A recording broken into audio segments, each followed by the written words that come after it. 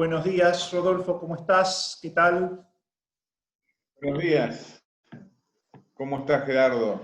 Muchas gracias por aceptar esta propuesta de diálogo en este ciclo de videos que van como tocando diferentes temáticas, pero siempre con la mayor profundidad, hondura y autenticidad posible, que sean breves pero buenos. Vos sos un profundo conocedor de la vida consagrada. Fuiste presidente de la CONFAR, es decir, de la Conferencia Argentina de Religiosos y Religiosas, vicepresidente de la CLAR, la Conferencia Latinoamericana de Religiosos y Religiosas. Ahora sos el superior regional de tu instituto, sos palotino. Animás un centro de espiritualidad de tu congregación, acompañaste muchísimas personas en la vida consagrada, varones, mujeres, fuiste formador en todos los niveles, o sea, si hay alguien que conoce, y trabajaste en la Comisión Episcopal para la Vida Consagrada como secretario ejecutivo, o sea, tenés como todas las perspectivas y miradas casi, si se podría decir así, un panorama muy, muy completo. Y entonces yo te había propuesto, si pudieras hacer una síntesis esquemática de cómo ves la evolución de la vida consagrada en estos últimos decenios, esquemáticamente las cosas como más representativas, el presente en cierto modo, y podemos dejar para un poco después, en todo caso, el horizonte. Empezamos por algo general, después vamos a ir profundizando, sobre todo algunas cuestiones que en el diálogo puedan parecer como más significativos. Así que te dejo la palabra. Perfecto. Ante todo, muchísimas gracias, Gerardo. Vos sabés que yo amo la vida consagrada, a mí este tema me entusiasma mucho. Y bueno, es una oportunidad de charlar contigo, que también formás parte de la vida consagrada y es un hombre de reflexión y reflexión teológica. El tema de poder dialogar sobre estos aspectos me parece que es enriquecedor, ¿no? Yo te comenzaría compartiendo de dónde venimos como vida consagrada, ¿no? Para entender dónde estamos. Yo creo que la vida consagrada ha hecho un camino riquísimo en los últimos años, ¿no? Es interesante, yo siempre parto de un acontecimiento, cuando me tocó ser presidente de CONFAR, se cumplieron los 50 años de la creación de la Conferencia de Religiosos, ¿no? Empezamos a mirar los archivos, un montón de cosas, y ahí encontramos ese famoso primer Congreso Internacional que se hace en Buenos Aires, que fue convocado por Papa Pío XII en 1954. Y el nombre que se le dio a ese primer Congreso Internacional fue Congreso Internacional de los Estados de Perfección. Y esto es todo un signo, la vida consagrada era considerada un estado de perfección. Para ser honesto, es una expresión de Santo Tomás, y él dice, no lo llamamos estado de perfección porque ya hayan llegado a la perfección, sino porque aspiran a la perfección. Esa fue la teología, el pensamiento, incluso la espiritualidad que sustentó hasta el Concilio de la Vida Consagrada. ¿Y qué significaba esto del estado de perfección? Sin lugar a duda, todos estamos llamados a la perfección cristiana, que es la perfección en el amor, pero al hablar de la vida consagrada como estado de perfección, es como que se le da un lugar exclusivo del camino hacia la perfección, dejando el laico afuera. El laico termina siendo un imperfecto necesario, digamos, ¿no? Y eso vos fíjate que estaba un poco en la mentalidad, para hacerse santo había que entrar al convento, ¿no? El convento era el lugar de la santidad, el pecado estaba afuera, en el convento estaba la santidad. Pero además hemos confundido muchas veces esto de la perfección cristiana, que es la perfección de la caridad, la perfección en el amor, con el perfeccionismo, ¿no? Y por eso se instaló así en la vida consagrada como un fuerte legalismo. La perfección consistía en cumplir estrictamente la ley. Se estableció incluso una fuerte dicotomía entre lo que sería la vida espiritual y la vida humana. Había como una negación de lo humano, Muchas veces se ubicaba en lo humano el lugar del pecado, ¿no? Y había que renunciar a lo humano, no asumir lo humano e integrarlo. Y muchas veces se cayeron en actitudes de mucha uniformidad, la ley lo unificaba todo, ¿no? Era más importante la ley que el carisma. El no acceso a la palabra, la vida consagrada, salvo la vida clerical, no tenía acceso a la palabra de Dios, ¿no? Salvo a los manuales sobre la vida de Jesús, y por eso la ley se convertía en el libro magno, ¿no? En esta perspectiva mucha gente se santificó, ¿no? Es decir, era también un poco la perspectiva de la época, era el englobe cultural, ¿no? El Concilio Vaticano II nos da una nueva perspectiva. Comienza a presentar la vida consagrada como signo del reino, ¿no? La vida consagrada como transparencia de Jesús y por eso transparencia del reino, el reino de Jesús, ¿no? Y este concilio nos enriqueció como consagrados y como iglesia en un montón de cosas, ¿no? Volvimos a rescatar esto de que todos somos pueblo de Dios, que tenemos una común vocación a la santidad, se volvió a dar el lugar del bautismo, del sacerdocio bautismal que siempre tuvo en la iglesia, empezamos a hablar de colegialidad, volvimos otra vez a sumergirnos en la palabra de Dios y por eso alimentarnos de la palabra, a una relación mucho más cristocéntrica, ¿no? Todo lo que fue la renovación litúrgica, que nos permitió incluso a la vida consagrada rezar más con la vida, rezar incorporando todo nuestro ser en la oración, y una vida consagrada que con toda la Iglesia, a partir sobre todo de Gaudium et Spes, comienza un diálogo mucho más intenso con la cultura, con el mundo del trabajo, con la realidad sociopolítica, con los jóvenes, con la mujer, esta relación de Iglesia con la humanidad. Y ahí me parece que esta vida consagrada postconciliar vivió como dos momentos fuertes. Un momento fue a partir de Medellín, los documentos finales de Medellín, de la segunda conferencia del Episcopado Latinoamericano. Los obispos latinoamericanos hacen una lectura del Concilio Vaticano II desde América Latina. Y a la luz de Medellín, la vida consagrada comenzó una inserción mucho más fuerte en el mundo de los pobres, pero no ya desde la asistencia. Yo creo que la vida consagrada siempre asistió el dolor del pobre, pero esta vez con un compromiso desde la justicia, es decir, se comenzó a hablar no de pobreza, sino de empobrecimiento. La causa del empobrecimiento era la injusticia. Una vida consagrada que se comenzó a comprometer mucho más con la justicia y por eso con el proceso de liberación, ¿no? Más inserta en lugares sociológicamente pobres, todo el tema de la inserción, esto en un contexto así de modernidad, una vida consagrada muy desde el proyecto liberador, ¿no? Y muy desde una, digamos, entusiasmo por una liberación temporal, ¿no? Vivida desde la fe, pero toda la década postconciliar, la segunda parte del 60 y del 70, parecía que el reino ya se instauraba, ¿no? Y incluso fueron acompañados por procesos políticos en América Latina muy marcados por esta idea de la liberación, ¿no? Entonces la vida consagrada fue acompañando todo eso, ¿no? Fue una época que finaliza, digamos, esta década del 70, inicia del 80, con una fuerte persecución, época de dictaduras militares en toda América Latina, y esta vida consagrada que se había comprometido en los procesos de liberación, es una vida consagrada que sufre la persecución, la cárcel, la tortura, el martirio, la muerte, ¿no? Una vida consagrada martirial. Y me parece que la segunda etapa fue a partir de Puebla, en 1979, la tercera conferencia del Episcopado Latinoamericano, donde, sin abandonar quizás este compromiso social, se vino una impronta mucho más, yo diría, pastoral, a partir de lo que fue Puebla como llamada a la evangelización. Y por eso una vida consagrada que se insertó fuertemente en el trabajo pastoral, ¿no? En los procesos evangelizadores, pero que muchas veces también desde ese hacer pudo haber perdido su ser, su sentido más profundo de consagración, ¿no? Dentro de lo que era modernidad, todo lo que era el exitismo pastoral, la actividad por la actividad, el esfuerzo, las instituciones, los proyectos.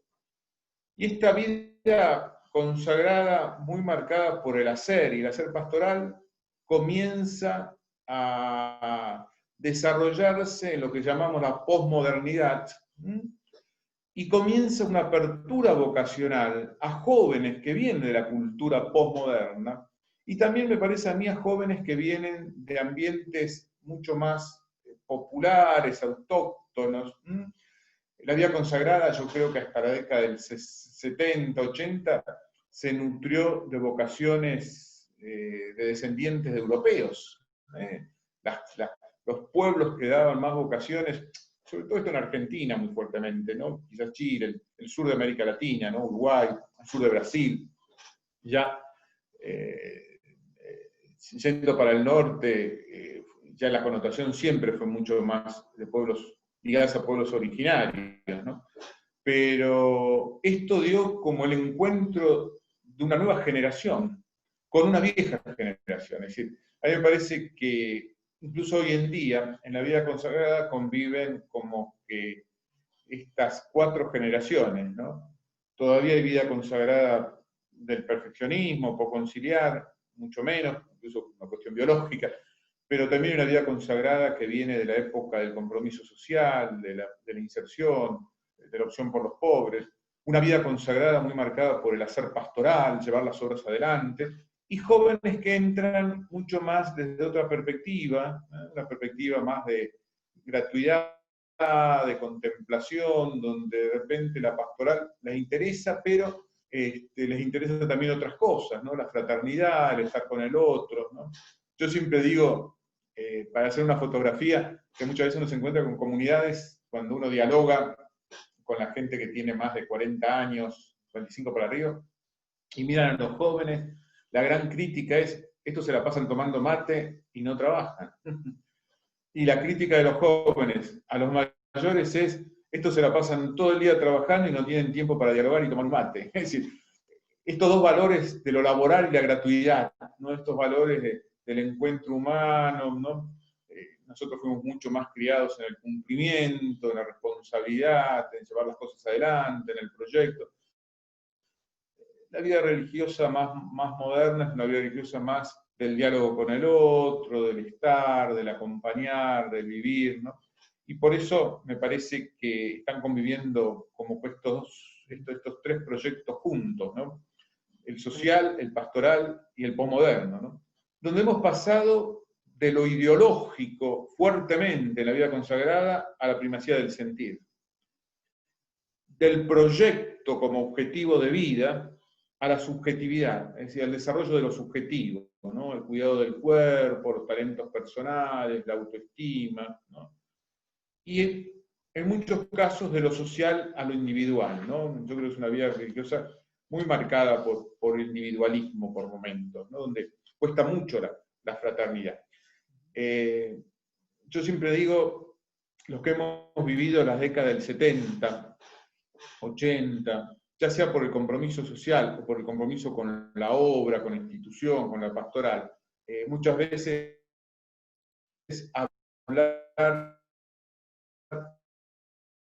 del sentir era tachado de intimismo, ¿no? Hoy en día hay una recuperación que me parece que es positiva de eso, ¿no? Una recuperación del valor del sentir, del valor de cómo estoy, del cuidado de uno mismo. Hay por otro lado una inflación de autorreferencialidad, ¿eh? A veces el sentir ocupa el lugar privilegiado del discernimiento, hacer lo que sentís, en la práctica, ¿no? A veces de una autoestima como camino de libertad para ser más libre, para la redundancia, para amar, para donarnos, sino que a veces la autoestima termina siendo un fin último, ¿no? Así un egocentrismo muy fuerte. Bien, Rodolfo, me parece muy claro el panorama que da sobre todo estas 4 generaciones con su evolución hacia el hoy, con sus desafíos, porque de algún modo también hay virtudes, méritos en cada uno de estos modelos, y también los límites propios de cada tiempo. Vos ahora últimamente, en las últimas cosas que decías, te focalizabas más en algunos desafíos como más presentes, un poco sobre todo de la generación más actuales, ¿no? Yo en este contexto que comparto plenamente y me parece muy claro, porque además acompaña la reflexión pastoral de la vida de la Iglesia, es decir, si uno analiza un poco la historia reciente, la historia pastoral reciente de la Iglesia, ve esta evolución, este camino, sobre todo en América Latina, y como vos decís, algunos detalles sobre todo en Argentina. Pero yo ahora te voy a proponer algunos temas difíciles, que de algún modo a mí me cuestionan. en su momento hice una tesis doctoral sobre la vida religiosa en el año 98, hace ya bastante tiempo, y siempre seguí con la reflexión, de hecho pertenezco a una congregación religiosa, y escuché también bastantes religiosos y religiosas, y sobre todo en estos últimos 10 años en Luján, ¿no es cierto? Entonces hay algunas situaciones o algunas cosas que de algún modo me dan vuelta. Me dan vuelta porque también tienen que ver un poco con mi experiencia de vida, etc. Por ejemplo, yo me he encontrado con muchas personas, sobre todo consagradas, que han dejado sus institutos y que siguen teniendo un estilo de vida como muy comprometido, muy sólido. Uno ve personas realmente que se han tomado muy en serio la vida y la vida cristiana, ¿no es cierto? La vida de fe, con oración. Muchas de estas personas que siguen teniendo un estilo de vida célibe, consagrado, en otro estilo, y que incluso uno a veces ve con mayor madurez que las personas que, digamos, convivieron con esa gente, diríamos, o siguen conviviendo en la vida consagrada. Es decir, ahí hay algo que me deja perplejo, ¿no es cierto? Por ejemplo, referencia a esto del estado de perfección, parecería ahí medio invertirse casi. Un segundo tema que me parece también bastante recurrente es el del abuso de autoridad. Se ha hablado mucho en los últimos años o en los últimos tiempos de los abusos sexuales, pero tal vez no tanto del tema del abuso de autoridad, que en la vida consagrada, sobre todo, digamos, por tener estructuras bastante verticales, sobre todo los institutos que se inspiran en la Compañía de Jesús, o se inspiraron en la Compañía de Jesús, ese cierto verticalismo, digamos, puede hacerse valer en algún momento, ¿no? Y lo cual genera, diríamos, violencia simbólica y, digamos, a veces muchos conflictos, me parece, ¿no? No sé cuán generalizado esto estará, pero, diríamos, me da la impresión de que es un tema bastante recurrente, o que la gente trata bastante recurrentemente.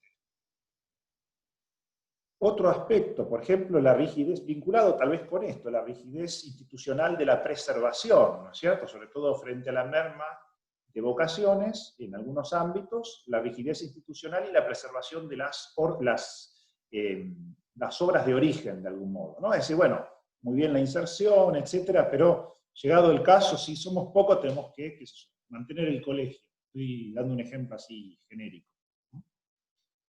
También el tema del uso de los recursos económicos, que muchas veces terminan centralizándose, se reforman las casas generalicias, ¿no es cierto?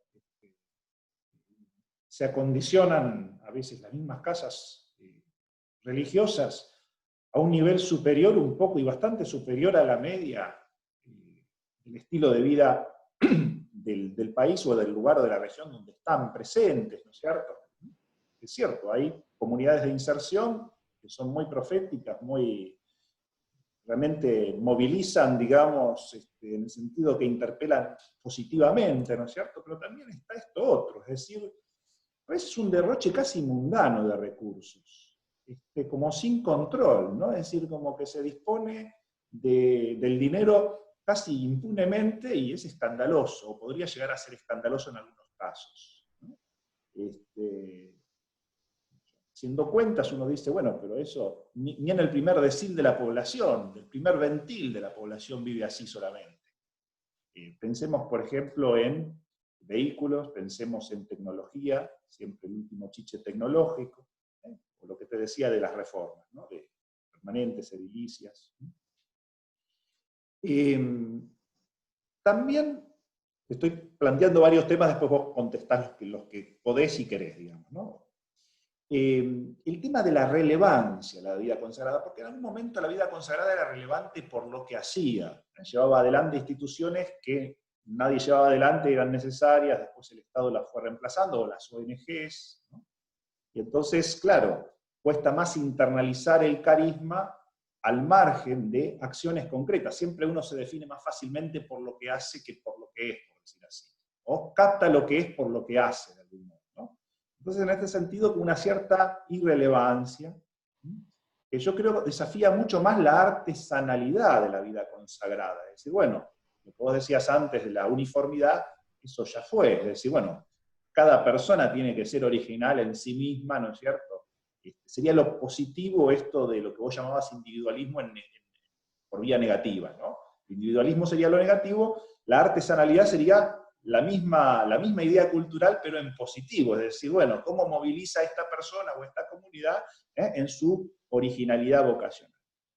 Y a partir de esto también te preguntaría por las perspectivas, es decir, por el futuro un poco, es decir, no sos profeta, pero digamos, ¿cómo imaginás las diferentes formas de consagración a futuro? Es decir, hay una reducción numérica muy clara en Occidente, pero evidentemente hay nuevas perspectivas, posiblemente formas de expresión, de consagración, que son movilizadoras. Yo creo que todos podríamos contar, ¿no es cierto?, personas que son realmente inspiradoras y muy significativas en la propia vida, personas consagradas, pero no siempre en los formatos clásicos. Bueno, esas son algunas de las preguntas, Rodolfo, que te invito así a reflexionar como vos quieras. Interesante, incluso que la hagas también de tu experiencia, no solo de reflexión, sino pastoral, ¿no? En un lugar donde concurre tanta vida consagrada como el Santuario de Luján, ¿no? Y como religioso, religioso también. Y como religioso que sos, tal cual, sí, que lo vives en tu comunidad. Mira, yo creo que lo que está diciendo, yo coincido muchas veces con esta visión de la realidad que vos estás dando, ¿no? Yo creo que hay un tema institucional que nos tenemos que plantear muy seriamente, ¿no? A mí me parece que, yo siempre digo que nos tenemos que cuidar de pensar reestructuraciones sin antes ir más al fondo y pensar conversiones, renovaciones profundas, si querés una palabra que estuvo prohibida en un tiempo, refundaciones, es decir pensar mucho más qué quiere el Señor de nosotros y hacia dónde queremos ir. Y ahí pensar qué tenemos que reestructurar, ¿no? Yo creo que a veces comenzamos por reestructurar sin saber bien a dónde íbamos, qué queríamos, y no de una actitud de discernimiento seria, ¿no? Por otro lado, creo que a veces hemos hecho discernimiento y no hemos hecho las reestructuraciones necesarias para que esos discernimientos puedan ser encauzados, ¿no? Y esto me parece que a veces pasa con instituciones. Te puedo decir, mujeres, varones, que en sus institutos vieron como que no podían realizar aquello que Dios les estaba pidiendo, de repente salen de la pertenencia institucional, siguen en comunión con ellos, viven fuera del instituto, pero viven realmente una consagración muy profunda y una coherencia de vida muy intensa, ¿no? Esto nos tiene que llegar a preguntarnos qué nos está pasando con lo institucional, ¿no? A veces estas situaciones de miedo, de no querer dejar, de no querer cambiar, siempre se hizo así. Y cuando digo institución digo casas, horarios, estilos de vida, estructuras de gobierno, formas de vincularse. Vos fíjate que el Papa insiste mucho a nivel de iglesia, pero también a nivel de vida consagrada, tenemos que repensar nuestras estructuras, ¿no? Animarnos a nuevas estructuras. Tenemos que animarnos a buscar estructuras que en este momento, si nosotros no podemos mantener en un nuevo tiempo de la historia la misma estructura de oración, de vida comunitaria que teníamos antes, de vinculación, de gobierno que teníamos antes, ¿no? Y me parece que a veces no nos estamos animando a hacer estos cambios, quizás por miedo, por búsqueda de seguridad. Me parece que nos faltaría, y eso quizás tendríamos que pedir por intercesión a Juan XXIII, ¿no? Y a Pablo VI, esa confianza en el Espíritu Santo que ellos tuvieron cuando llamaron al concilio. El concilio reestructuró la iglesia, es decir, cambió estructuras, ¿no? Y esa confianza en el Espíritu, ¿no? De que el Espíritu realmente es el que actúa. A veces ponemos más la confianza en lo estructural, ¿no? Y me parece que dentro de esto está lo que vos decías, lo de las obras, ¿no? Nosotros terminamos sacrificando la vida comunitaria para cuidar casas, a veces cuidar obras, pero a veces simplemente cuidar casas, ¿no? Lo que es una barbaridad. Entonces, eso significa que hemos puesto quizás nuestra confianza en lo material, en el dinero, en el hacer, y no por donde Dios nos va llevando, ¿no? Tenemos esta casa por cualquier cosa, si la vamos a necesitar, nos puede dar un rédito, dejarla, es histórica. Yo ciertamente creo que hemos dejado y esto creo que es un error en la vida consagrada, hemos dejado lugares, casas, obras, sin haber hecho los procesos humanos de duelo. De repente nos levantábamos un día y una casa que ha sido significativa. Yo hice una vez con una congregación religiosa la experiencia de un día de retiro en el cual la comunidad hacía duelo por un noviciado que dejaba, donde significaba mucho. Entonces el poder despedirse de los lugares, el poder hacer una entrega a Dios, es decir, que no dejemos por decreto, sino porque hicimos un proceso y nos duele y vivimos la muerte de dejar algo, pero en función de la vida, ¿no? Entonces creo que una vida consagrada que tiene que plantearse mucho más esta dimensión pascual. No hay vida si uno no deja. Y a veces hay cosas, no se trata de dejar por dejar, pero hay cosas que tenemos que dejar, ¿no? Lo mismo acá se juega lo del dinero, ¿no? Lo que vos decías, a mí me parece que la vida religiosa en este momento necesita mucho más volver a Jesús. Yo me pregunto, si lo que caracteriza la vida consagrada no es el seguimiento de Jesús, porque todos lo seguimos a Jesús. Lo que caracteriza la vida consagrada es conformamos nuestra vida a la vida de Jesús, es decir, es cristiforme, asumimos el estilo de vida. Nuestro estilo de vida muchas veces no está siendo el estilo de vida de Jesús, ¿no? Entonces, parece que nos está faltando esa frescura de volver a Jesús, ¿no? El Papa insistió mucho en el año de la vida consagrada en que lo esencial de la vida consagrada era su dimensión profética. Ya Juan Pablo II, en Vita Consagrata, lo dice, ¿no? Todos los cristianos participamos de la misión profética de Jesucristo. La vida consagrada, por su estilo cristiforme, es esencialmente profética, ¿no? Entonces, ¿cómo ofrecer al mundo de la profecía una alternativa de vida, cuando a veces nuestros vínculos están fundados en el autoritarismo, en no dejar que la persona se desarrolle? Porque esto yo creo que es importante, ¿no? Si bien la posmodernidad cae en relaciones, digamos, en una absolutización de lo individual, también es cierto que hay un rescate de la persona como criatura de Dios y que por eso la persona vive el carisma, enriquece el carisma y es riqueza para la comunidad de su ser único y irrepetible, ¿no? Entonces, este respeto al ser de cada uno, ¿no? Porque si no volvemos a caer en formas de uniformidad diferentes, ¿no?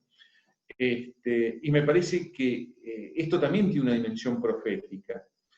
Vos hacías referencia a unas comunidades, por ejemplo, en relación con la autoridad, y coincido con vos que un problema por el cual necesitamos conversión, pedir perdón, es los abusos referidos a lo sexual, pero también a los abusos de poder, que están muy emparentados, ¿no? Es decir, quizás no se llega por una cuestión a veces de represión o de lo que sea al abuso sexual, pero el abuso sexual es un abuso de poder en última instancia. Entonces hay otras formas por las cuales se van causando ese abuso de poder, ¿no? En una autoridad que no se vive como servicio, como discernimiento. Vos hacías referencia, por ejemplo, a unas comunidades con una espiritualidad más ignaciana, cuando San Ignacio es el hombre del discernimiento, ¿eh? Y la autoridad es la que provoca, la que llama, la que convoca al discernimiento, y es desde el discernimiento nuestro Señor Jesucristo. Y la autoridad es aquella mediación que nos ayuda a ser fieles a Jesucristo. Me parece que en esto también necesitamos como una conversión mucho más fuerte, ¿no? Me gustó mucho esta palabra que usás de la Artesanalidad. artesanalidad, ¿eh? Me parece que es muy interesante esto porque se me figura el arte de Dios que nos hizo únicos e irrepetibles y en el cual se expresa el carisma. Y la comunidad como espacio teologal, esto lo recuerda, Juan Pablo II dice algo muy importante en Vita Consagrada: la comunidad no es un instrumento para una misión, eso es un equipo de trabajo. La comunidad es un espacio teologal, la teologalidad, la presencia de Dios se da desde la originalidad de cada uno, animados por un carisma en común, ¿no? Que se va adquiriendo rostros personales, ¿no? Parece una iglesia que tiene que confiar mucho más en lo carismático. Este tema del discernimiento es clave. Vos sabés que justo habíamos conversado también con Agustín Rivarola, y había salido este tema, ¿no? Sí. Lo más original justamente en torno al discernimiento, es decir, que si en serio nos tomáramos el discernimiento a pecho, sería otra cosa. Muchas veces son como estrategias como más mundanas las que predominan, es decir, como el sentido pragmático que puede tener, qué sé yo, una empresa o una organización política. Pero no llegamos a lo teologal, que es justamente lo que se plasma en el discernimiento. Rodolfo, te agradezco muchísimo este tiempo.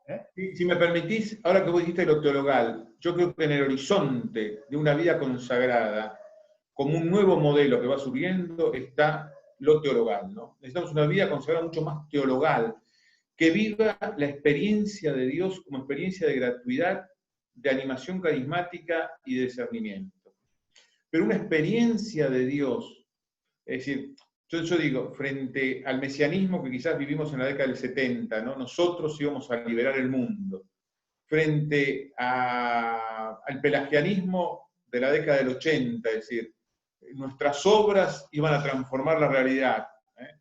Frente al legalismo preconciliar que la ley iba a transformar todo, darle a Dios el lugar que Dios tiene, una vida religiosa que parta mucho más de la contemplación, de la gratuidad de Dios, desde insertarse en el misterio de Dios, pero integrando en todo eso lo humano, lo social, lo ecológico, hoy en día sobre todo, y desde una experiencia carismática, ¿no? Y una vida fraterna que parta de esta experiencia teologal de Dios, de esta experiencia contemplativa de Dios, ¿no? Yo creo que necesitamos una vida, por eso me parece que tenemos 4 ismos que nos tenemos que cuidar, ¿no? Uno es el espiritualismo, una vida del encuentro con Dios que niegue nuestra realidad, no en lo humano, lo ecológico. El secularismo, un compromiso humano, social, sin Dios, sin que Dios ocupe el lugar que tiene que ocupar.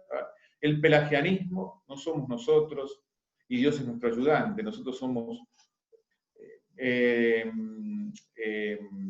estaba leyendo los otros días un teólogo que decía, no le preguntes a Dios cuál es tu misión. Lo vimos en el encuentro que tuvimos con los betromitas de Paredes, de José, ¿cómo es José? García Paredes. No le preguntes a Dios cuál es tu misión, preguntale cuál es tu lugar en su misión, en las misiones de Él, ¿no? Y el gnosticismo, es decir, que una vida consagrada que no se quede en lo racional, sino que pueda pensar desde la experiencia de Dios, ¿no? Eso me parece que son los desafíos de la vida consagrada. Nos hace falta más silencio, más capacidad de escucha contemplativa, que se asocia profundamente al discernimiento y a esa experiencia de lo teologal que además tiende después a ser holístico, a expresarse sacramentalmente en todos esos niveles que vos ibas diciendo.